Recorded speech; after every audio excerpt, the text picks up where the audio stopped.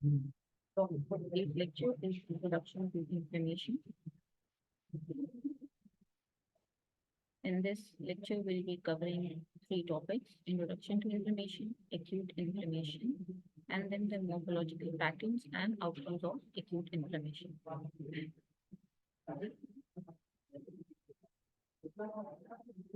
These are our learning objectives for today's lecture.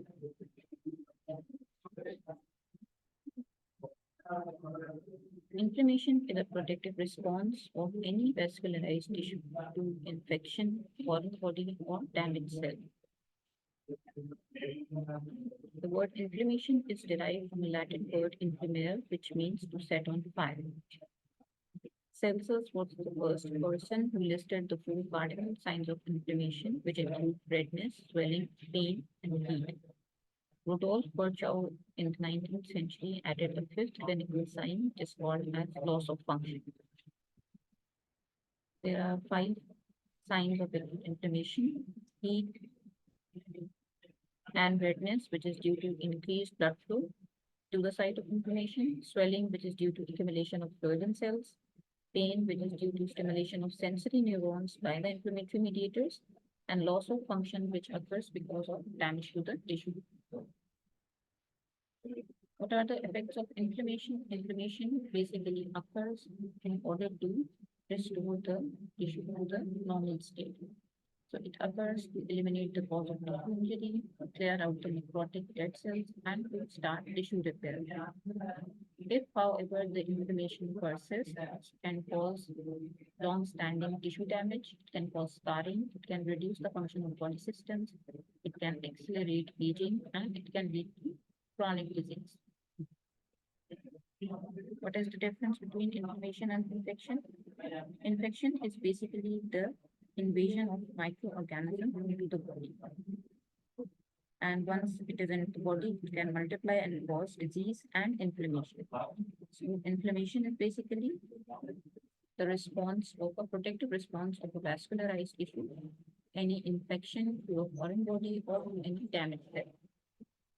Infection can cause inflammation, but inflammation is not necessarily always because of infection. It can be due to non-infective causes like autoimmune disorders. We divide the types of inflammation into, we divide inflammation into two types, acute and chronic, and it can also be divided into local and systemic inflammation. This is a table showing the differences between acute and chronic inflammation. Acute inflammation is the initial rapid response to infections or to foreign body or to any damaged cell or to trauma. Chronic inflammation is delayed response of the body. Acute inflammation develops within minutes or hours, whereas chronic inflammation, it starts after days to weeks. Acute inflammation is of short duration and it lasts for several hours or few days, whereas chronic inflammation is of longer duration. Acute inflammation has more of edema and immigration of leukocytes, while in chronic inflammation there is tissue destruction and scarring.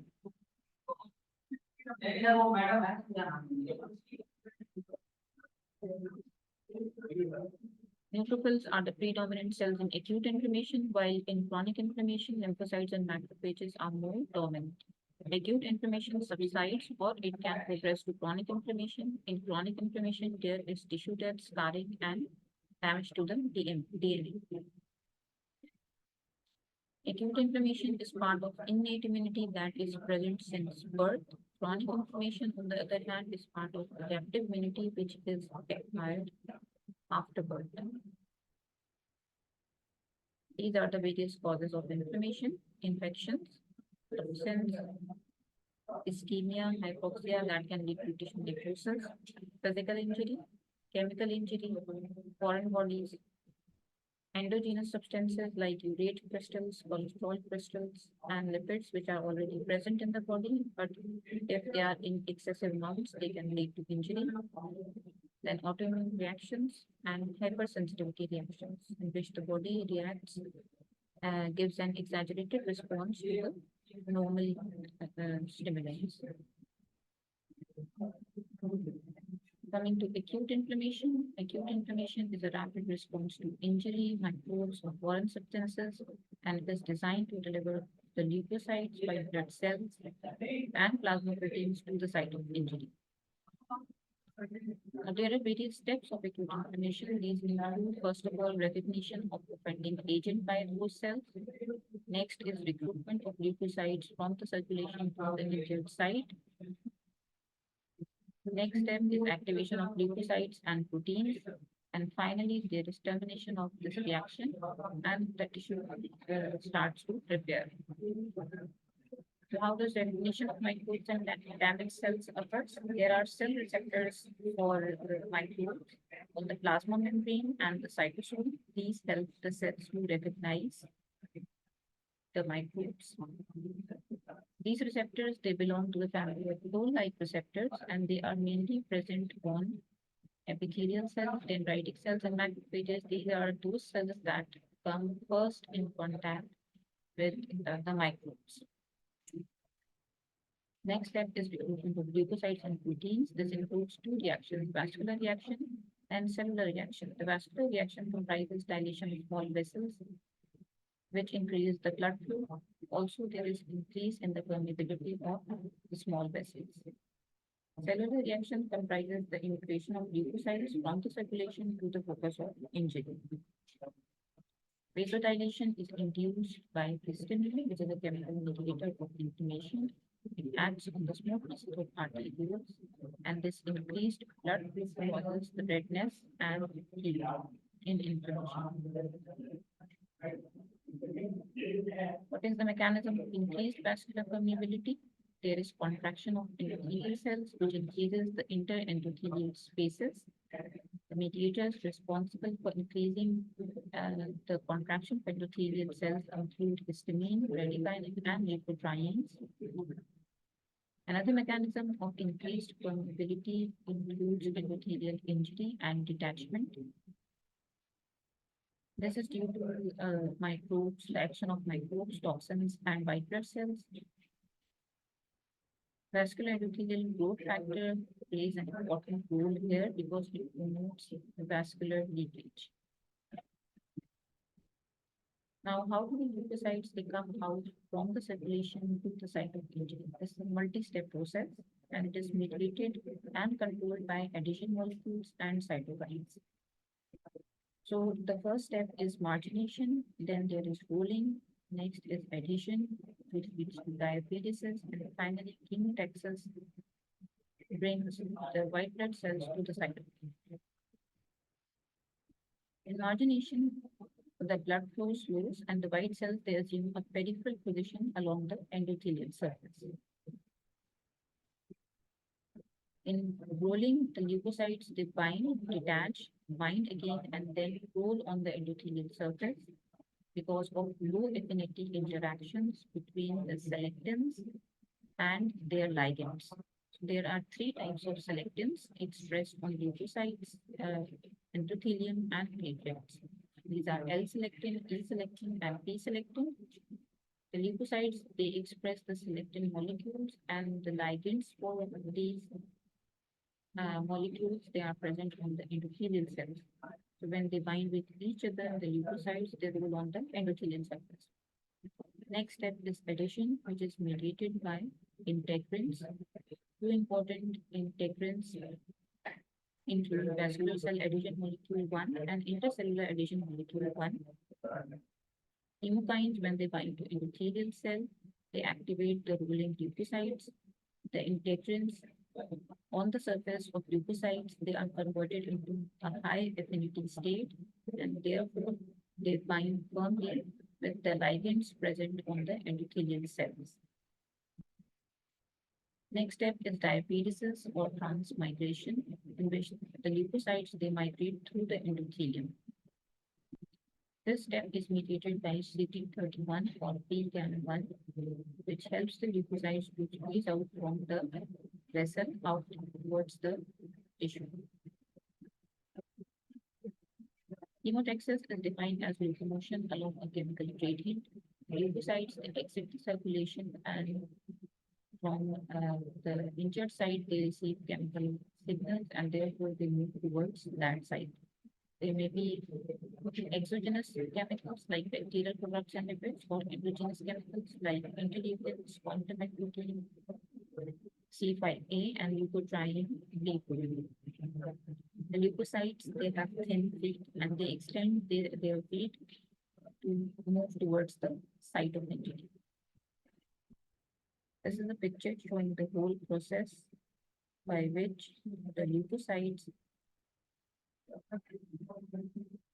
they migrate from the circulation and then finally reach the site of injury. Now, coming to the morphological patterns of acute inflammation, there are three distinct patterns that depend on the severity of reaction, the specific cause, and the site involved. It is important to recognize these patterns because they provide clues to the underlying cause. First is serous inflammation, which is the collection of cell fluid into body cavities or spaces created by cell injury. And this fluid is derived from plasma, either due to local irritation, or this fluid is the secretion of mesothelial cells, or it can be because of reduced plasma protein levels because the oncotic pressure is decreased and therefore the fluid comes out from the circulation. So a good example is a skin blister that can occur from a burn or viral infection. The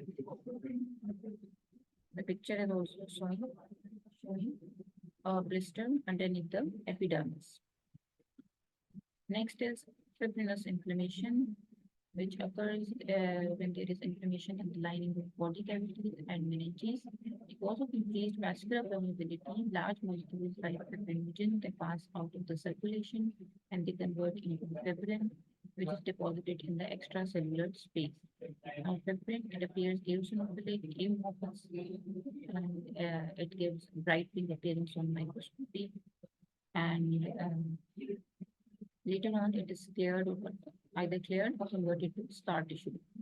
In the picture above, you can see a yellowish membrane on the surface of the heart, which has formed because of fibrinous inflammation. And on the microscopy, it appears pinkish in color. Next is purulent or suppurative inflammation. Purulent inflammation comprises pus. Pus is an exudate consisting of neutrophils, leukocyte debris of necrotic cells, bacteria, and edema fluid. The most common cause is bacterial infection, which causes liquefactive type of necrosis. So we have a good example is acute appendicitis, in which a lot of pus is formed, and this occurs because of bacterial infection, and because there is a lot of liquefactive necrosis in the tissue. On microscopy, the necrotic area or the pussy area, it appears purplish or basophilic in color, and the inflammatory cells, they surround this necrotic area. Abscess is a localized collection of purulent inflammatory tissue in an organ or a confined space. It is produced by seeding of pyogenic or pus-forming bacteria into a tissue. Centrally, again appears as a mass of necrotic cells. And then in the periphery, there are inflammatory cells, there are vessels, and there is proliferation of fibroblasts which try to repair that area or try to confine the infection. Ulcer is a local defect or excavation of the mucosa, and this is created when there is shedding of the inflamed necrotic tissue. Common sites include mucosa of mouth, stomach, intestines, genitourinary tract, skin, subcutaneous tissue, especially in older people, the lower extremities, they have arterial or venous ulcers because their blood supply is inadequate, and this leads to necrosis of skin and subcutaneous tissue, and later on it is shed off and it leads to ulcer formation. Other examples are peptic ulcer of stomach and duodenum. In the picture, you can see a crater in the center of the mucosa. On microscopy also, there is a defect in the mucosal lining. What are the various outcomes of acute inflammation? There are three major outcomes. The inflammation can completely resolve, or it can heal by scarring, or it can progress to chronic inflammation. When the injuring stimulus is transient, temporary, or it is eliminated, the inflammatory site, it restores to normal. It is restored to normal. This is called as resolution. So there is limited injury, there is little destruction of the tissue, and the parenchymal cells, they are able to regenerate and come back to normal. Healing by scarring occurs when there is substantial tissue destruction, the tissues are unable to regenerate, and when there is abundant production of fibrin in the tissue that cannot be cleared. In these conditions, the tissues, they are healed by scarring. The permanent cells or the permanent tissues like neurons and muscles, because they cannot regenerate back, they heal by scarring. In some cases, the acute inflammation, it transforms into or it progresses into chronic inflammation because the inflammatory response cannot be resolved, or the injurious agent, it keeps on persisting in the body, or the normal healing process, it is disturbed. These are the conditions which lead to progression of acute inflammation to chronic inflammation. These are the three outcomes. When there is acute inflammation, it can either resolve, it can lead to healing by fibrosis, or it can progress to chronic inflammation. This is all. Thank you.